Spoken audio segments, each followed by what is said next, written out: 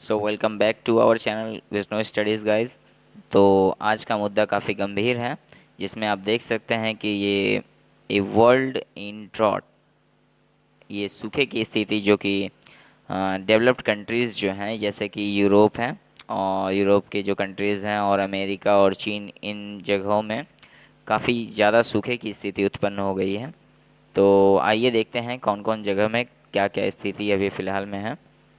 तो जैसा कि आप न्यूज़ की कटिंग्स देख सकते हैं, Europe's dropped in the roast in 500 years. Reports के अनुसार ये सामने आ रहा है कि यूरोप में जो सूखा पड़ा है वो 500 सालों में सबसे भीषण सूखा है।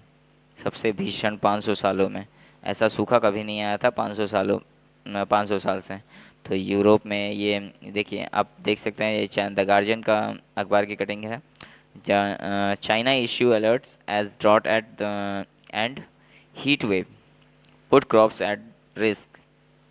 यहाँ पे चाइना ने भी अलर्ट जारी कर दिया अपने देश में कि जो हीट वेव के कारण जो सूखा पड़ा हुआ है वह उसके लिए। तो यहाँ देख सकते हैं चाइना ने सबसे पहले जो नेशनल ड्रॉट अलर्ट घोषित किया है। ठीक है, सबसे पहले सूखा सूखा अलर्ट जारी किया, सूखे के लिए इमरजेंसी घोषित की है चाइना ने सबसे पहले। तो China order factories to shut down amid fire set heat wave in 6 decades. यहाँ पे आप देख सकते हैं यूरोप का भी हालत वही है। ये सूखे की स्थिति जितने भी डेवलप्ड कंट्री हैं वो प्राकृतिक के जो उल्लंघन करते हुए बहुत बड़े बड़े कारखानों को चला रहे हैं ये लोग।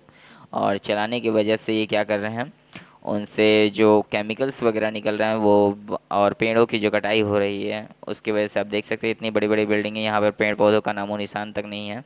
तो ये सब क्या है, ये सब पेड़ पौधे जहाँ नहीं होंगे वहाँ पे तो सूखे की स्थिति उत्पन्न होगी, क्योंकि वहाँ पे बादल को अट्रैक्ट करने के लिए या फिर वाष्पोत्सर्जन की क्रिया नहीं होगी, तो वहाँ पे क्या होंगे, बादल नहीं बनेंगे ज़्यादातर। और बादल नहीं बनेंगे तो वहाँ पे क्या होगा, सूखे की स्थिति आना तो लाजमी है। तो इसी इसी कारण से ये लोग सूखे की स्थिति से अभी फ़िलहाल जूझ रहे हैं।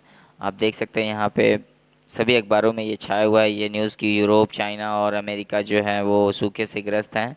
आप यूरोप की रिपोर्ट देख सकते हैं कि यूरोप रोस्ट डॉट in 500 years 63% of land of drought alert, मैंने 63% जो लैंड है, ज़मीन है, वो यूरोप का वहाँ पे सूखा घोषित कर दिया गया, सूखा ग्रसित क्षेत्र।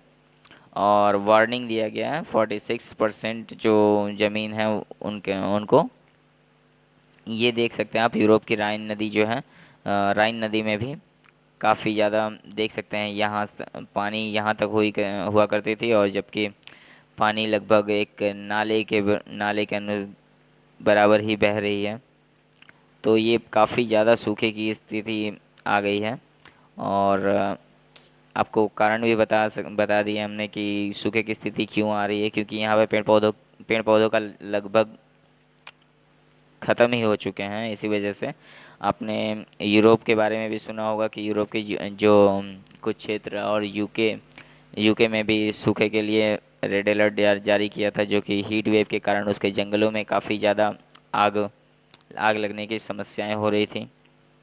ठीक है, इनके लिए इन्होंने देख सकते हैं आप कैसे जो बैड सिचुएशंस जो हैं वो सूखे के कारण यूरोप में, यहाँ पे लगभग ए ईयर लॉन्ग डॉट kill tens of thousand people, हज़ारों लोग इससे सूखे से मर रहे हैं। 2000 यहाँ पे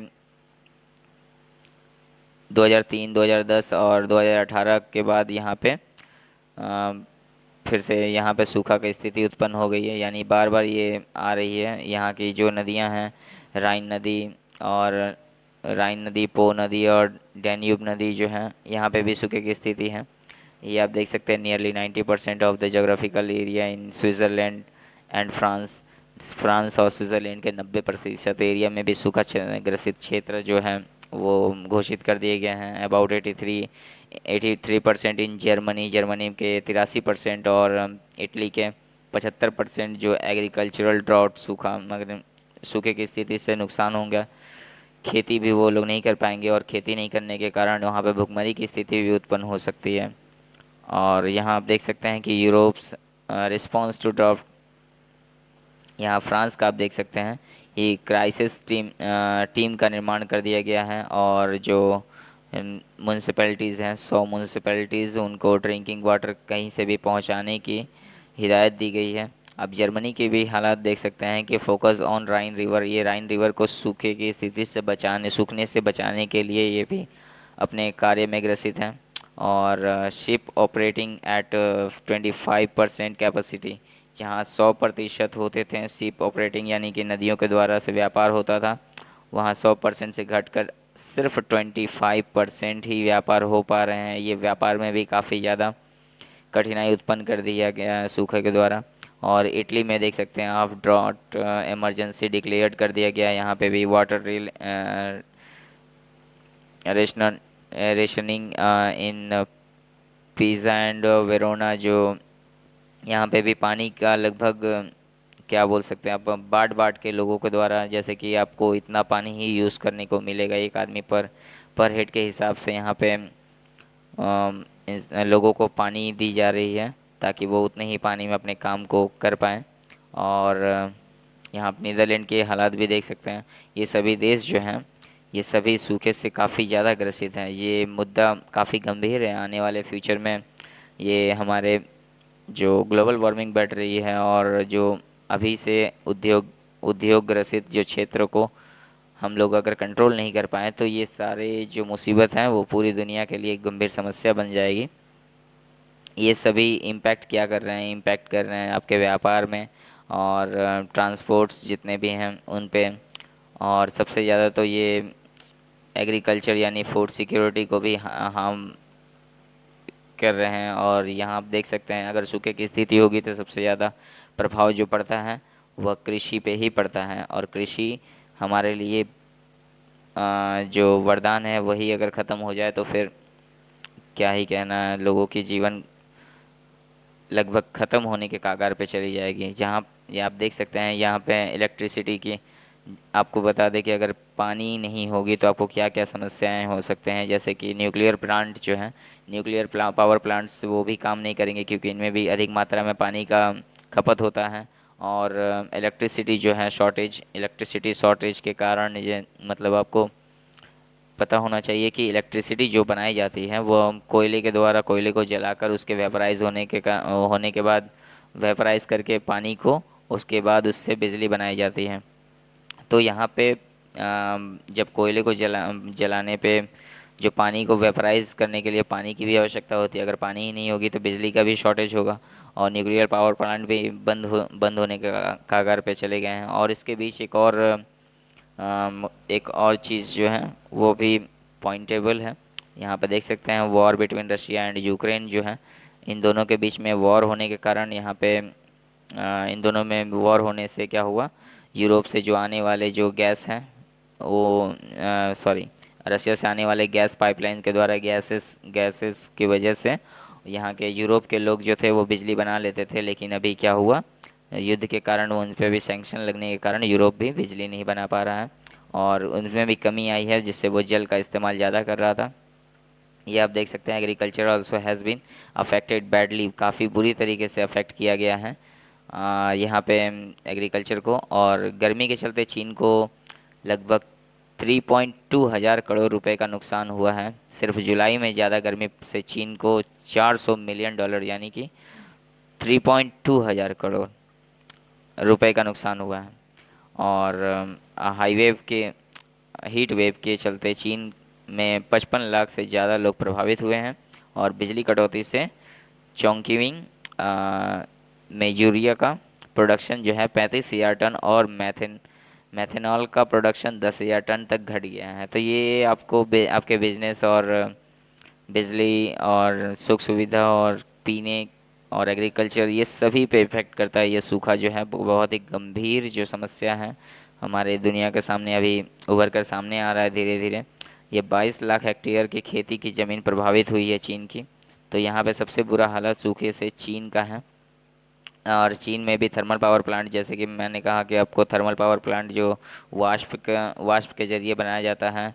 hydro power, wind power, nuclear power, ये सब में जल की खपत अच्छी खासी होती है। तो ये सब में भी जल का फिलहाल कमी के कारण ये सभी बंद होने के कगार पे चले गए हैं। यहाँ आप देख सकते हैं China drought cause youngtage or to dry up, sparking shortage of hydropowers।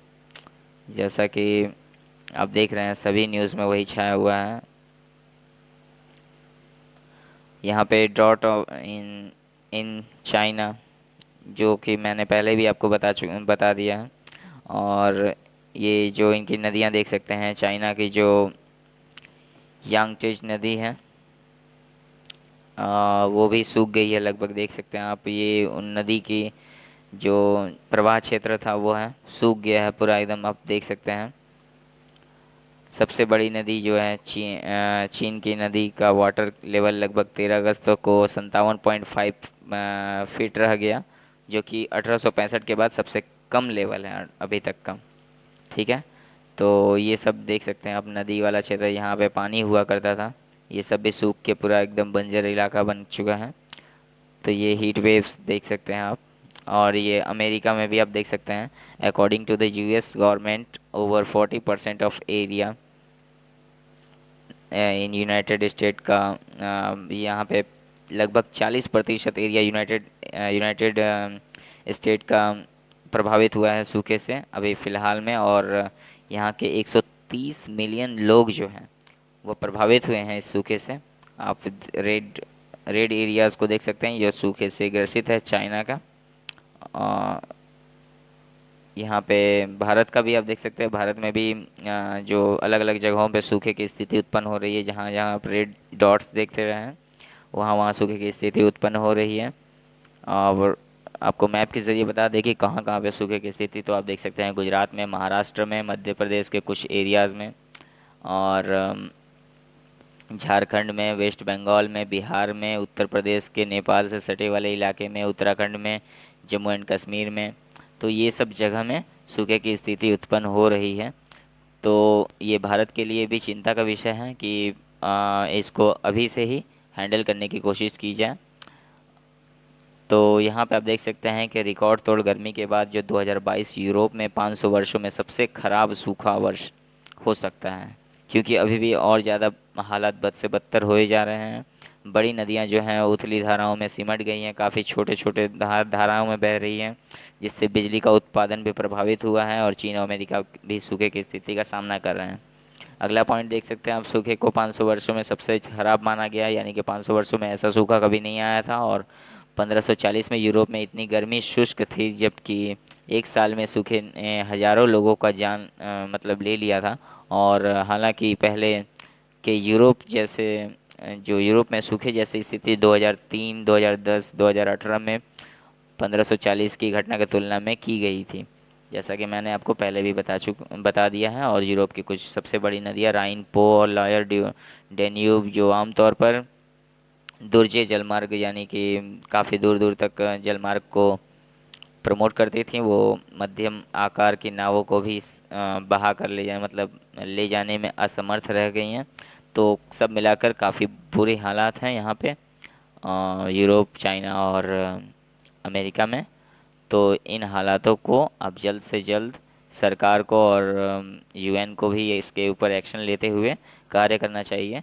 तो यही थी अभी की स्थिति। और अगला अगर कुछ इम्पोर्टेंट्स आ रहे हैं न्यूज़ में तो मैं ज़रूर वीडियोस लेके आऊँगा। तब तक के लिए अगर आपको वीडियो पसंद आई है तो आप हमारे चैनल को सब्सक्राइब करें, लाइक करें वीडियो को, और नेक्स्ट वीडियो के लिए बेल आइकन को प्रेस करें। ठीक है, तब तक के लिए धन्यवाद। जय हिंद, जय भारत।